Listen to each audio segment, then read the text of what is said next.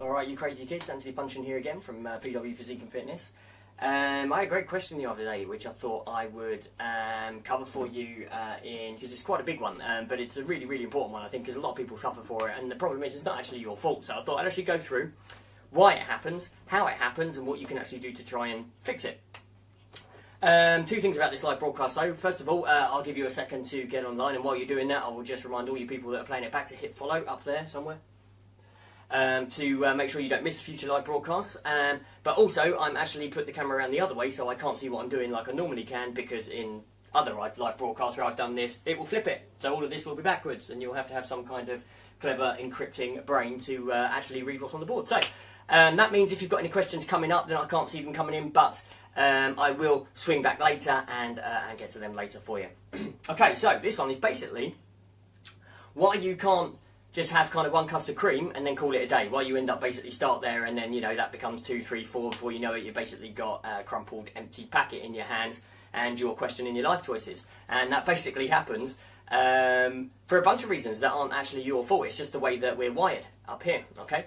So basically how it started is it kind of starts in your very first experience of this, okay? So whenever you have something that you know is nice, for example, cheesecake, which I'll come back to, or like I say, custard creams, which are awesome, or anything like that. What you've done is basically that very first experience of that, you've kind of flooded your brain. It's a whole new experience, and you've kind of flooded your brain with all the pleasure hormones, all the dopamine, all the serotonin, all of those kind of things that make you kind of eat that and go, oh my god, this is amazing, and you're basically really, really going for it because your brain is loving it. It's this completely new experience, and it's finding it completely, completely amazing.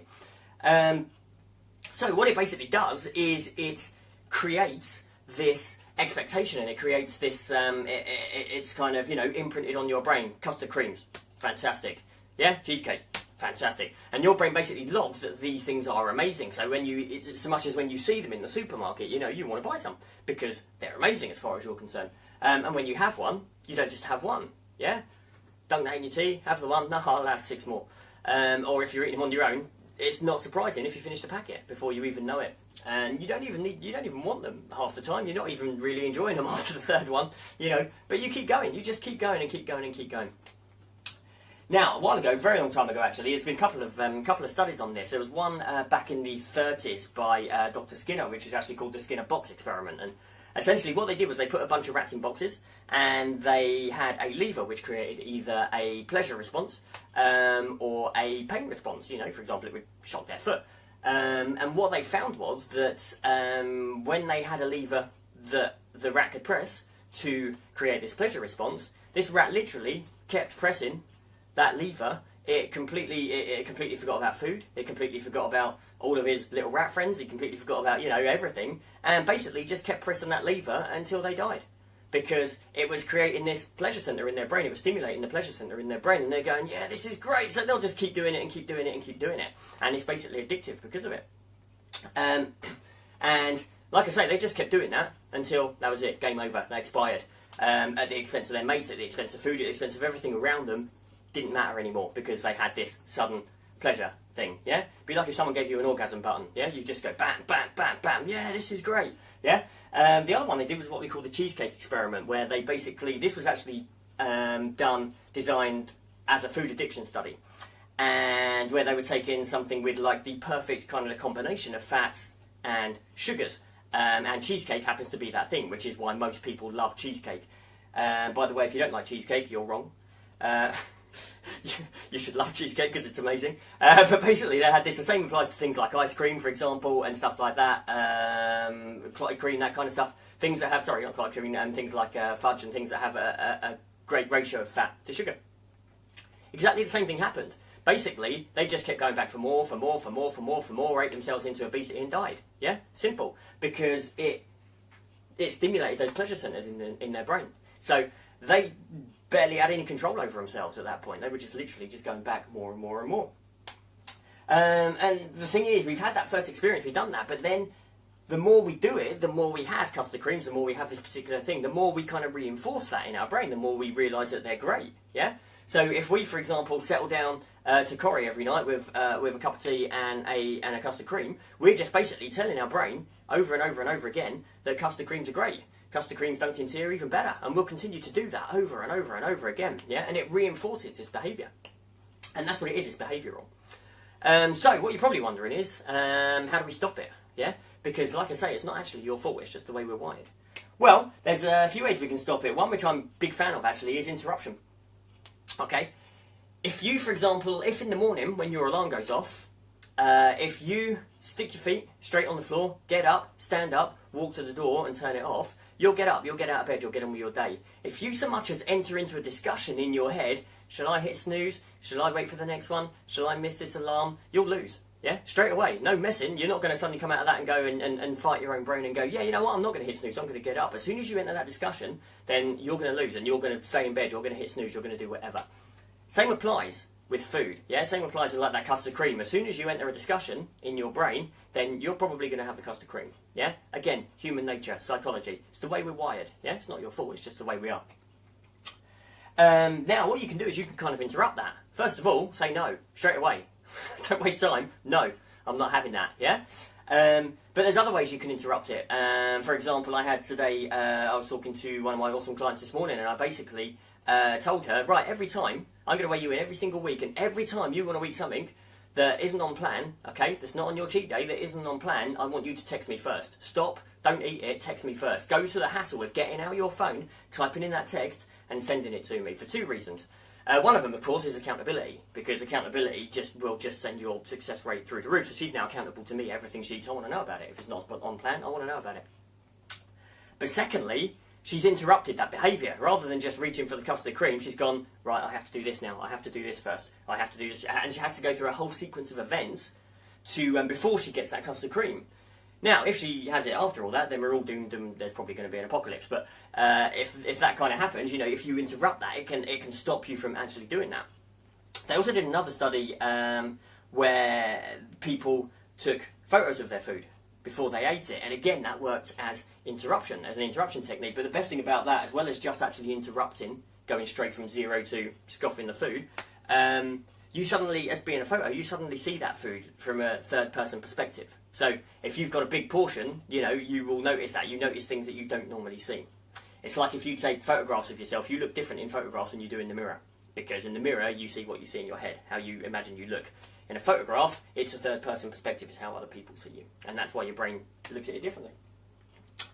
The other thing is to change your perspective on food. What is food? Yeah? Is it like the ultimate in pleasure? Or is it fuel? Yeah? I've been known to, and I do on an almost regular basis, eat chicken and rice 5-6 times a day, every day, yeah? And it doesn't bother me, because it's protein, carbohydrates, yeah, and so on. Obviously there's a bit more to it than that, but you know what I mean. It's basically the way I see that is as fuel, not as something that's going to be tasty and do something. It's something that's going to do a job at this time. By the way, it is tasty. I have all kinds of fantastic seasonings. I can highly recommend the deep south seasoning from Muscle Food, just FYI. But that's not why I have that meal, and that's not why that meal is made. And there are certain times when food is part of a kind of pleasure cycle, you know, while we're out with friends, for example, and that kind of thing. But that's the point. It's changing your perspective. When you're out with friends, when you're doing that, that's when food is pleasurable and so on. That's when it is what it should be. When you're at home, sitting in front of the corrie, then it's fueling you. Yeah? Simple as that. By the way, I don't know if Corrie's actually still on. I'm just picking it. It may have ended years ago with El Dorado, for all I know. So change your perspective about food, how you think about food, and then also don't be kind of overly restrictive. Okay. And what I mean by that is if you change your perspective to the point that you've got good food and bad food, then bad food is suddenly something which is restricted, which is off limits, and now suddenly something you want. Okay? That's not quite how it works. All food is potentially good or bad, depending on how much you have. So, basically it's a case of a little bit of what you fancy will do you okay. So have a little bit of what you fancy with the good stuff. Yeah? With the good stuff. So you've had the good stuff, but you just had a little bit just to take care of it. Okay? That's another way you can do that. And of course the last one is cheat day, yeah? I mean, there's a whole bunch of physiological reasons why we have a cheat day or a treat day, whatever you want to call it. Or a carb up day, refuel, there's a whole 1,000,001 different names for it. But essentially all it is a refuel of nutrients when you've been in a negative calorie balance for a period of time. But for, I'm talking very fast at the moment, I realise, by the way, so hopefully you can keep up. Stop laughing over there. So, like I say, it's there's various different names for it, and there's various different reasons why we do it. But it also acts as a time where you can get in those things that you wouldn't normally eat. So if you know on Sunday, for example, that you can have a whole cheesecake if you want, yeah, then you're less likely to want it on Wednesday or Thursday, you know, because you know, well, 3 days down the line, I'm going to have this cheesecake. And especially if this is combined with, for example, going out with friends. Yeah, get any idea here? Social. It changes the way you look at it, and it changes then when you want it, and if it's not that far away, then you're not going to crave it. Okay? So, as I say, first of all, there's a good reason why we have to finish that packet when we open it, and it's not your fault. It just happens. It's part of the way we're wired. Okay? And once you start, it's very difficult to stop. But there are ways that we can break that cycle, that we can stop that happening. Okay? And like I say, start with interruption, however that may be. It might be as simple as just going, no, I'm not going to have that. Yeah? Change the way you look at food so you know what you're eating and why you're eating it. Yeah? What you're eating it for. What is your goal at that moment? Yeah?